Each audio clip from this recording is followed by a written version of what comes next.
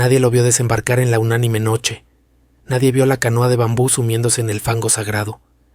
Pero a los pocos días, nadie ignoraba que el hombre taciturno venía del sur y que su patria era una de las infinitas aldeas que están aguas arriba, en el flanco violento de la montaña, donde el idioma Send no está contaminado de griego y donde es infrecuente la lepra.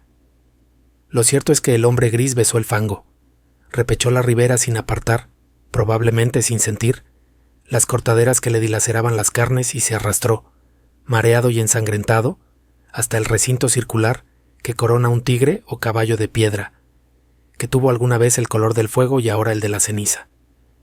Ese redondel es un templo que devoraron los incendios antiguos, que la selva palúdica ha profanado y cuyo Dios no recibe honor de los hombres.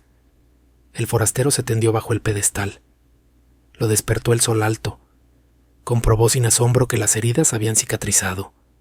Cerró los ojos pálidos y durmió, no por flaqueza de la carne, sino por determinación de la voluntad. Sabía que ese templo era el lugar que requería su invencible propósito. Sabía que los árboles incesantes no habían logrado estrangular, río abajo, las ruinas de otro templo propicio, también de dioses incendiados y muertos. Sabía que su inmediata obligación era el sueño. Hacia la medianoche lo despertó el grito inconsolable de un pájaro. Rastros de pies descalzos, unos higos y un cántaro le advirtieron que los hombres de la región habían espiado con respeto su sueño y solicitaban su amparo o temían su magia. Sintió el frío del miedo y buscó en la muralla dilapidada un nicho sepulcral y se tapó con hojas desconocidas. El propósito que lo guiaba no era imposible, aunque sí sobrenatural. Quería soñar un hombre. Quería soñarlo con integridad minuciosa e imponerlo a la realidad. Ese proyecto mágico había agotado el espacio entero de su alma. Si alguien le hubiera preguntado su propio nombre o cualquier rasgo de su vida anterior, no habría acertado a responder. Le convenía el templo inhabitado y despedazado, porque era un mínimo de mundo visible. La cercanía de los leñadores también, porque éstos se encargaban de subvenir a sus necesidades frugales. El arroz y las frutas de su tributo eran pábulo suficiente para su cuerpo, consagrado a la única tarea de dormir y soñar. Al principio, los sueños eran caóticos. Poco después, fueron de naturaleza dialéctica. El forastero se soñaba en el centro de un anfiteatro circular que era, de algún modo, el templo incendiado. Nubes de alumnos taciturnos fatigaban las gradas. Las caras de los últimos pendían a muchos siglos de distancia y a una altura estelar, pero eran del todo precisas. El hombre les dictaba lecciones de anatomía, de cosmografía, de magia.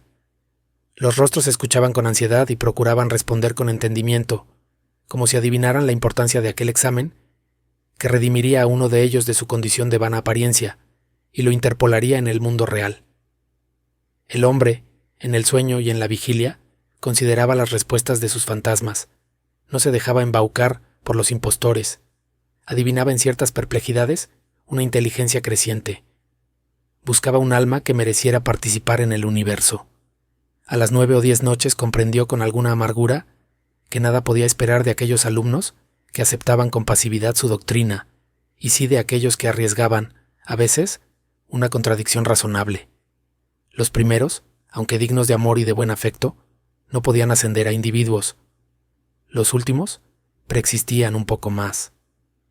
Una tarde, ahora también las tardes eran tributarias del sueño, ahora no velaba sino un par de horas en el amanecer, licenció para siempre el vasto colegio ilusorio, y se quedó con un solo alumno.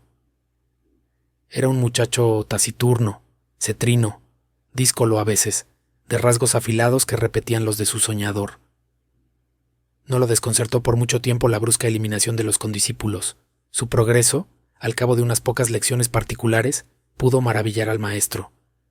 Sin embargo, la catástrofe sobrevino.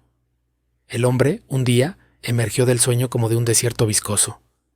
Miró la vana luz de la tarde que al pronto confundió con la aurora, y comprendió que no había soñado. Toda esa noche y todo el día, la intolerable lucidez del insomnio se abatió contra él. Quiso explorar la selva, extenuarse. Apenas alcanzó entre la cicuta unas rachas de sueño débil, veteadas fugazmente de visiones de tipo rudimental, inservibles. Quiso congregar el colegio y apenas hubo articulado unas breves palabras de exhortación. Este se deformó, se borró. En la casi perpetua vigilia, lágrimas de ira le quemaban los viejos ojos. Comprendió que el empeño de modelar la materia incoherente y vertiginosa de que se componen los sueños es el más arduo que puede acometer un varón, aunque penetre todos los enigmas del orden superior y del inferior. Mucho más arduo que tejer una cuerda de arena o que amonedar el viento sin cara. Comprendió que un fracaso inicial era inevitable. Juró olvidar la enorme alucinación que lo había desviado al principio y buscó otro método de trabajo. Antes de ejercitarlo, dedicó un mes a la reposición de las fuerzas que había malgastado el delirio.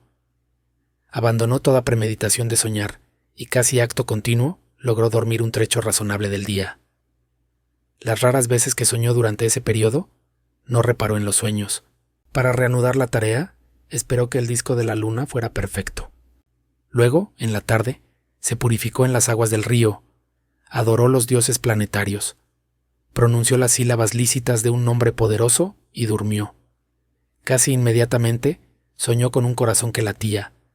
Lo soñó activo, caluroso, secreto, del grandor de un puño cerrado, color granate en la penumbra de un cuerpo humano aún sin cara ni sexo. Con minucioso amor lo soñó, durante 14 lúcidas noches. Cada noche lo percibía con mayor evidencia. No lo tocaba, se limitaba a testiguarlo, a observarlo, tal vez a corregirlo con la mirada. Lo percibía, lo vivía, desde muchas distancias y muchos ángulos. La noche 14ª rozó la arteria pulmonar con el índice, y luego todo el corazón, desde afuera y adentro. El examen lo satisfizo. Deliberadamente no soñó durante una noche. Luego retomó el corazón, invocó el nombre de un planeta y emprendió la visión de otro de los órganos principales. Antes de un año llegó al esqueleto, a los párpados. El pelo innumerable fue tal vez la tarea más difícil. Soñó un hombre íntegro, un mancebo, pero éste no se incorporaba ni hablaba, ni podía abrir los ojos. Noche tras noche, el hombre lo soñaba dormido. En las cosmogonías gnósticas, los demiurgos amasan un rojo Adán que no logra ponerse de pie. Tan inhábil y rudo y elemental como ese Adán de polvo era el Adán de sueño que las noches del mago habían fabricado. Una tarde, el hombre casi destruyó toda su obra, pero se arrepintió. Más le hubiera valido destruirla. Agotados los votos a los númenes de la tierra y del río, se arrojó a los pies de la efigie que tal vez era un tigre y tal vez un potro, e imploró su desconocido socorro. Ese crepúsculo soñó con la estatua. La soñó viva, trémula. No era un atroz bastardo de tigre y potro, sino a la vez esas dos criaturas vehementes y también un toro, una rosa, una tempestad. Ese múltiple dios le reveló que su nombre terrenal era fuego, que en ese templo circular y en otros iguales le habían rendido sacrificios y culto, y que mágicamente animaría al fantasma soñado, de suerte que todas las criaturas, excepto el fuego mismo y el soñador, lo pensaran un hombre de carne y hueso. Le ordenó que una vez instruido en los ritos, lo enviaría al otro templo despedazado cuyas pirámides persisten aguas abajo, para que alguna voz lo glorificara en aquel edificio desierto. En el sueño del hombre que soñaba, el soñado se despertó. El mago ejecutó esas órdenes, consagró un plazo, que finalmente abarcó 2 años, a descubrirle los arcanos del universo y del culto del fuego. Íntimamente, le dolía apartarse de él. Con el pretexto de la necesidad pedagógica, dilataba cada día las horas dedicadas al sueño. También rehizo el hombro derecho, acaso deficiente. A veces, lo inquietaba una impresión de que ya todo eso había acontecido. En general sus días eran felices.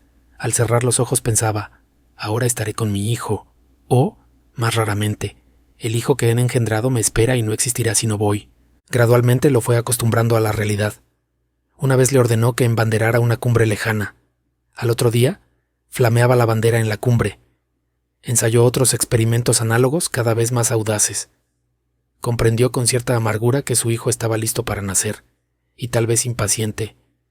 Esa noche lo besó por primera vez y lo envió al otro templo cuyos despojos blanqueaban río abajo, a muchas leguas de inextricable selva y de ciénaga.